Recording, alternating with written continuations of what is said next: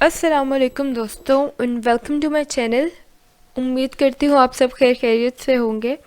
तो बच्चों, कल हमने क्रॉस प्रोडक्ट के बारे में पढ़ा था कि क्रॉस प्रोडक्ट क्या होता है, उसकी एग्जांपल्स कुछ देखी थी। आज हम इसकी कैरेक्टरिस्टिक्स के बारे में देखेंगे, इसकी खूबियों के बारे में, इसकी प्रॉपर्टीज़ के बारे में। तो सबसे पहले तो आ जाता है कि cross product is non commutative. मैंने पहले भी आपको कम्यूटेटिव प्रॉपर्टी के बारे में बताया था कि यानी a प्लस बी इक्वल है b प्लस ए के, 2 प्लस 5 इक्वल है 5 प्लस 2 के, लेकिन ये सिर्फ स्केलर प्रोडक्ट में एप्लीकेबल था। ठीक है, ये सिंपल अरिथमेटिक फार्मूलाज हम सिर्फ क्रॉस प्रोडक्ट में नहीं अप्लाई कर सकते, स्केलर प्रोडक्ट में अप्लाई कर सकते हैं। ठीक है, यहाँ पे हमारे पास डायरेक्शंस आ जाती हैं।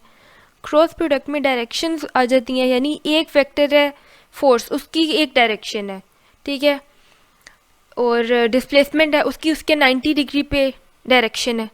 तो तीसरा वेक्टर, जो वेक्टर इनकी वजह से बनेगा, इन दोनों के प्रोडक्ट की वजह से जो वेक्टर बनेगा, उसकी भी तो एक ख़ास डायरेक्शन होगी। ठीक है, तो उसकी डायरेक्शन या अपवर्ड होगी या डाउनवर्ड होगी इनसे 90 के एंगल पे, तो उसकी डायरेक्शन भी काउंट हो रही होती है। ठीक है, तो जब हम बी क्रॉस ए करते हैं तो डायरेक्शन ऑपोजिट हो जाती है। तो हम किस तरीके से कह सकते हैं कि दोनों केसेस में ये दोनों इक्वल हो गए? नहीं कह सकते हम। तो ये पहली चीज़ हो गई कि ये नॉन कम्यूटेटिव है। A cross B is not equals to B cross A. ये लिख लें अपने पास कि cross product is non commutative.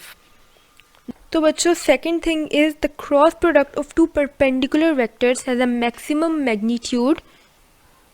तो दो क्रॉस प्रोडक्ट जब हम लें किसी दो परपेंडिकुलर वेक्टर्स का, वो वेक्टर्स जो आपस में 90 डिग्री के एंगल पे हैं, जैसे अब दरवाज़ा है ना, ठीक है, दरवाज़ा बिल्कुल स्ट्रेट है आपके सामने, और वो उसका डिस्टेंस है, यानी लंबाई पे उसका डिस्टेंस आ गया।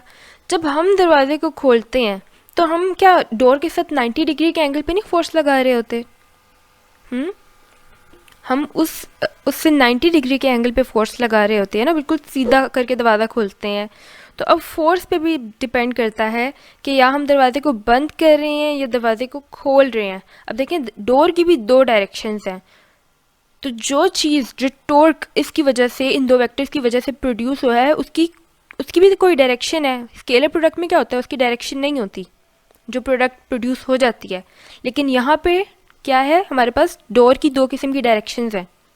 हम नल खोल रहे हैं, टूटी खोल रहे हैं जब, तो क्या होता है, उसकी भी दो डायरेक्शंस होती हैं, या वो क्लॉकवाइज खुलेगी या एंटी क्लॉकवाइज खुलेगी। यही बात है। तो ये चीज़ जो है, ये एक फील है क्रॉस प्रोडक्ट की। ये क्रॉस प्रोडक्ट वाकई में होता क्या है, मैथमेटिकली इसको देख लेते हैं। A cross B is equals to A B sine of theta and N hat. N hat जो है वो यूनिट वेक्टर है जो कि उसकी डायरेक्शन बता रहा है, ए क्रॉस बी की डायरेक्शन बता रहा है।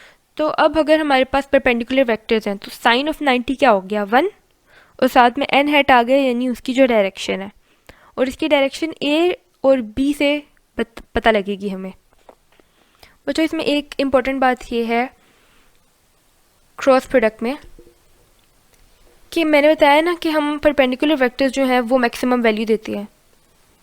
अगर हम इसको यूनिट वेक्टर के केस में करें, यानी आई एंड जे, इसका मतलब आई और जे, आई जे के साथ जो एंगल बना रहा है वो 90 है ना। इसी तरह जे के साथ एंगल बना रहा है वो भी 90 है, के आई के साथ एंगल बना रहा है वो भी 90 ही है। बच्चों, जब आई जे के साथ मल्टीप्लाई हो क्रॉस प्रोडक्ट में तो वो के देगा, यानी अगला जो कोऑर्डिनेट है उसमें कोई वैल्यू देगा। जे क्रॉस के है तो वो आई देगा, के क्रॉस आई है तो वो जे देगा, नेक्स्ट वेक्टर हमें देगा, यानी नेक्स्ट यूनिट वेक्टर को आप ऐसे समझे कि जैसे मेरे पास कोई स्क्रू ड्राइवर है, ठीक है, मैं इसको क्लॉकवाइज मूव कर रही हूँ, किसी तरीके से घुमा रही हूँ, और नट को मैं वॉल के अंदर लेके जाना चाह रही हूँ। तो मैं जब क्लॉकवाइज इसको घुमा रही हूँ तो वो नीचे की तरफ फोर्स लगा रहा है ना, और जो डिस्प्लेसमेंट है, जो डी है हमारे पास, वो क्या है, वो स्क्रू ड्राइवर की लेंथ है फ्रॉम द एक्सिस, उस नट से लेकर उसकी लेंथ। तो डी के परपेंडिकुलर में क्या लगा रही हूँ, फोर्स लगा रही हूँ। ये दोनों वेक्टर्स क्या हो गए, परपेंडिकुलर हो गए। तो जो हमारे पास नट है वो किस तरफ जाएगा, टॉर्क प्रोड्यूस होगा, और नट किस तरफ जाएगा, अंदर की तरफ जाएगा। तो ये तीनों वेक्टर्स आपस में परपेंडिकुलर हो गए हैं, एक नीचे की तरफ लग रहा है, एक की डिस्प्लेसमेंट उसके परपेंडिकुलर है और एक जो है वो अंदर की तरफ जा रहा है, यानी तीनों वेक्टर जो हैं आपस में परपेंडिकुलर हो गए। एक आई में लग रहा है, एक जे में लग रहा है, तो थर्ड वाला किस में लग रहा है, के में। ऐसे हमारे पास वेक्टर्स प्रोड्यूस होंगे। बच्चों ये थी इसकी कुछ कैरेक्टरिस्टिक्स। 3 कैरेक्टरिस्टिक हमने पढ़ी। सबसे पहली कि cross product is non commutative. ये A cross B is not equal to B cross A, क्योंकि डायरेक्शन का प्रॉब्लम हो जाता है। एक तरफ डायरेक्शन इसकी कोई होगी, दूसरी तरफ रिवर्स हो जाएगी। बी क्रॉस ए में डायरेक्शन रिवर्स हो जाती है।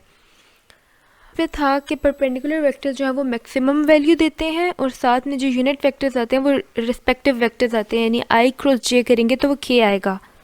जे क्रॉस के आई के इक्वल है एंड के क्रॉस आई जे के इक्वल हो जाता है।